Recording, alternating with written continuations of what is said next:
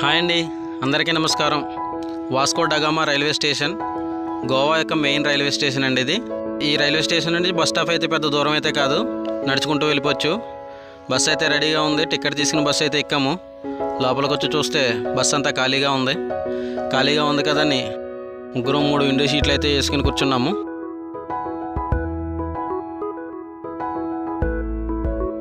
ఇప్పుడు మనం Vasco డగామా bus stop నుండి బయలుదేరి పంజీ బస్ స్టాప్కి అయితే వెళ్లాల్సి ఉంటుందండి. పంజీ అంటారు, పనాజీ అంటారు, పంజిమ్ అని కూడా అంటారండి. ఈ పంజిమ్ అనేది గోవా యొక్క రాజధాని కూడా. గోవాలో ఉన్న టూరిజం ప్లేస్లన్నీ సందర్శించాలి అనుకుంటే కంపల్సరీ ఈ పంజిమ్ అనే సిటీకి రావాల్సిన అవసరం ఉంటుందండి. మేమైతే కాలంఘాట్ బీచ్ అండ్ బాగా బీచ్ రెండు చూడడానికి అయితే బయలుదేరామండి. పంజిమ్ బస్ స్టాప్లో దిగి కాలంఘాట్ వెళ్ళి బస్సు ఎక్కాల్సిన అవసరం ఉంటుంది. ఈ వాస్కో డగామా బస్ స్టాప్ నుండి పంజిమ్ బస్ స్టాప్కి 40 నిమిషాల టైం అయితే పడుతుందండి. ఈ మధ్యలో కొన్ని చోట్ల అయితే లొకేషన్స్ చాలా బాగున్నాయండి. దిగి టైం స్పెండ్ చేయాలన్నంత ఇంట్రెస్ట్గా ఉంది. ఒకసారి టికెట్ తీసుకుని బస్సు ఎక్కిన తర్వాత మధ్యలో ఆపడం అనేది కష్టం కాబట్టి మనకి అలాంటి ఆలోచన అనేది ఉంటే వాస్కో డగామా రైల్వే స్టేషన్ నుండి 2 వీలర్స్ 4 వీలర్స్ రెంట్కి అయితే లభిస్తాయి. మనం స్కూటీ తీసుకున్నట్టయితే ఒక రోజుకి 400 నుంచి 500 వరకు ఛార్జ్ చేస్తారండి. డ్రైవింగ్ లైసెన్సు, ఆధార్ ప్రూఫ్ కరెక్ట్గా సబ్మిట్ చేయాల్సిన అవసరం ఉంటుందండి. మేము కూడా బైక్ రైడ్కి ట్రై చేసామండి. కాకపోతే మా నలుగురిలో ఒకరి దగ్గర కూడా లైసెన్స్ లేదు. పోలీస్ చెకింగ్ అయితే చాలా ఎక్కువ ఉంటుందండి ఇక్కడ. లైసెన్స్ లేకుండా జర్నీ చేస్తే జేబులు మొత్తం ఖాళీ చేసి పంపుతారు. సరే, అంత రిస్క్ ఎందుకులే అని మేమైతే బస్ జర్నీ ఎంచుకున్నామండి. గోవా అంటే ఎక్స్పెక్టేషన్స్ బాగా ఎక్కువగానే పెట్టుకుని వస్తారండి జనాలు. డబ్బులు కూడా అలా ఎక్కువ పట్టుకుని రావాలండి. తక్కువ పట్టుకుని వచ్చేసి తిరిగేద్దాం అనుకుంటే మాత్రం ఇక్కడ చాలా కష్టం అండి. ఎందుకంటే ఇక్కడ కేవలం మందు మాత్రమే తక్కువ రేటు, మిగిలినవన్నీ డబుల్ త్రిబుల్ ఉంటాయండి. ఆల్రెడీ మీరు గోవా చూసిన వాళ్ళు అయితే నేను చెప్పింది కరెక్టా కాదా కామెంట్ చేయండి. చూడని వాళ్ళు అయితే చూసి ఉద్దేశం ఉందో లేదో కామెంట్ చేయండి. కానీ కామన్గా ఇద్దరు మాత్రం సబ్స్క్రైబ్ చేసుకోవడం మర్చిపోకండి. పంజీ స్టేషన్ అయితే వచ్చేసింది. మళ్ళీ ఇక్కడి నుంచి బస్సు ఎక్కి కాలంఘాట్ బీచ్కి వెళ్ళాలండి. చూద్దామండి కాలంఘాట్ బస్సులు ఎక్కడ ఉంటాయి ఏంటో ఎవరో ఒకరిని అడిగి తెలుసుకుని. ఆ లాస్ట్లో కనపడుతుంది చూసారా, అదే మనం కాలంఘాట్ వెళ్ళాల్సిన బస్సు అండి. కానీ మా వాళ్ళు లోపలికి వచ్చి ఏసీ బస్సు కోసం ట్రై చేశారు. అదృష్టం కొద్ది ఏసీ బస్సు అయితే లేదని చెప్పారు. బస్సు దొరక్కపోతే అదృష్టం ఏంట్రా అంటారా? ఎందుకండి ఏసీ బస్సులు, నాన్ ఏసీలోనే 4 కబుర్లు చెప్పుకొని నవ్వుకుంటూ వెళ్ళిపోక ఇంకొక 10 నిమిషాలు లేట్ చేసుంటే ఈ బస్సులో కూడా సీట్లు దొరకకపోదు మాకు. ఎందుకంటే ఈరోజు ఆదివారం అండి, జనాలు ఎక్కువగానే ఉన్నారు, నిలబడి మరీ ప్రయాణం చేస్తున్నారు.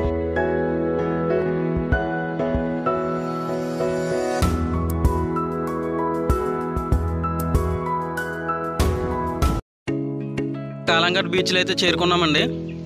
ఎంట్రీ అయితే చాలా బాగుంది. కళ్ళజోళ్ళు చూసి బాగా నవ్వుకుంటున్నట్టున్నారు. సర్లేండి, మరి ఎన్నెన్నో అనుకుంటాం. లోపలికి వెళ్దాం పదండి, బీచ్ ఎలా ఉందో చూసొద్దాం.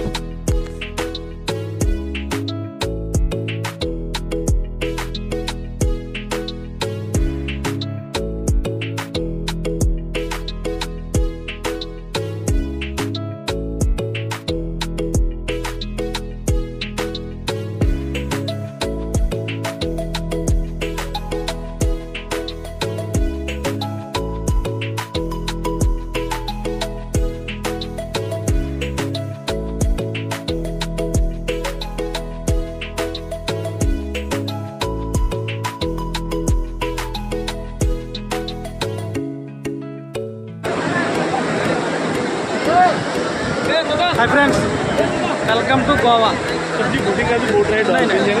మా వాడు నై అంటున్నాడు. ఏంటనుకుంటున్నారా?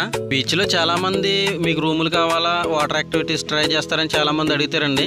మా దగ్గర బడ్జెట్ తక్కువ ఉండడం వల్ల వాటికి అయితే నో చెప్పామండి. మీరు ఎవరైనా ట్రై చేస్తే మాత్రం ముందుగానే ఏమేమి ఉంటాయి, ఎంత అవుతుంది అనేది క్లారిటీగా తెలుసుకున్న తర్వాతే ట్రై చేయండి.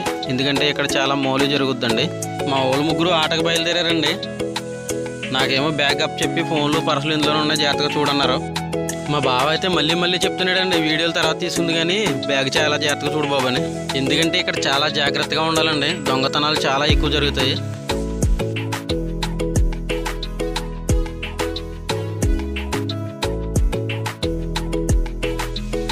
వాళ్ళిద్దరూ లోపల నుంచి రారా అని పిలుస్తుంటే మా వాడు నాకు భయం, నేను రాను బాబు అని పైన ఆడుతున్నాడండి. ఎంత ట్రై చేసినా మా వాడు వల్ల అయితే అవ్వట్లేదండి.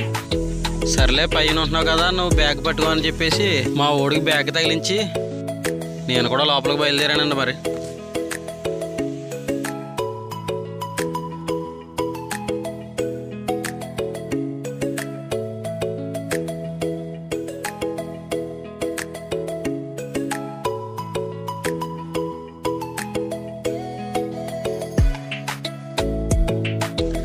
సర్లేండి మరి ఇక్కడితో ఈ కార్యక్రమం ముగించుకుని చప్పనీటితో స్నానాలు చేయడానికి ఏర్పాట్లు ఉన్నాయండి. పైన మనిషికి వచ్చి 30 రూపాయలు తీసుకుంటారు. ఆ పని కానిద్దామండి, మరి ఆకలి కూడా చాలా గట్టిగా వాయింతుంది.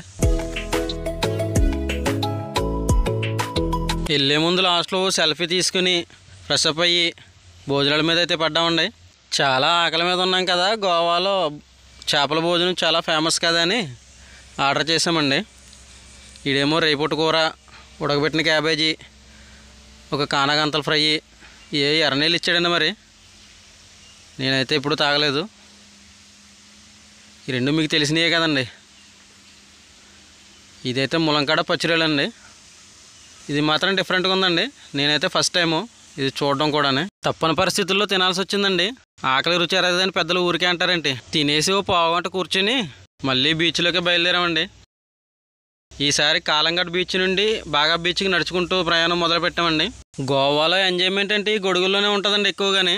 పరాయి దేశస్తులు ప్రశాంతత కోసం పనిగట్టుకుని మరి మన దేశం వచ్చి సేద తీరుతున్నప్పుడు వాళ్ళకి ఇబ్బంది కలిగించకూడదని సదుద్దేశంతో మన కెమెరాని అటువైపు పంపించలేనందుకు క్షమిస్తారని ఆశిస్తూ బాగా బీచ్ వచ్చింది, బాగా చూద్దాం రండి.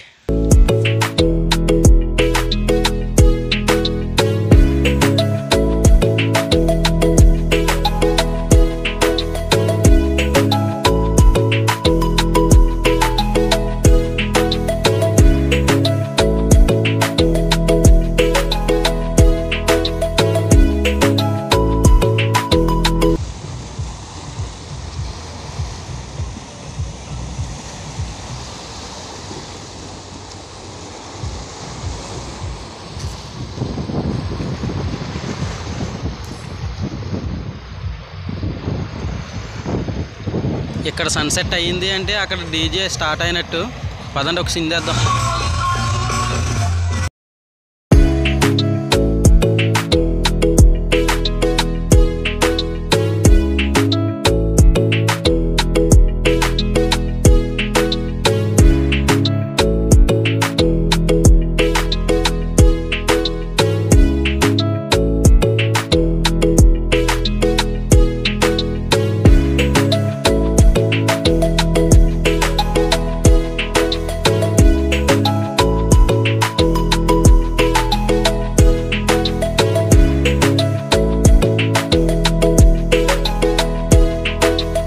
ఇక్కడ ఎక్కువగా తిరిగి చూసి చివరగా చెప్పేది ఏంటంటే, ఏదేదో దొరుకుతుందనే ఆశతో పబ్బుల్లోకి వెళ్ళి ప్రాబ్లమ్స్ కొని తెచ్చుకోకుండా ఈ ఓపెన్ పబ్బుల్లోనే ఒబ్బడిగా ఓ పెగ్గేసి చిరాకు వచ్చే వరకు చిందేసి మీ రూములకు మంచిగా వెళ్ళాలని కోరుకుంటూ, ఇంతకు మించి ఎక్కువగా మాట్లాడితే ఈ వీడియోని మధ్యలో ఎక్కడ కట్ చేస్తారో అనే భయంతో ఇంతటితో సెలవు తీసుకుంటున్నామండి.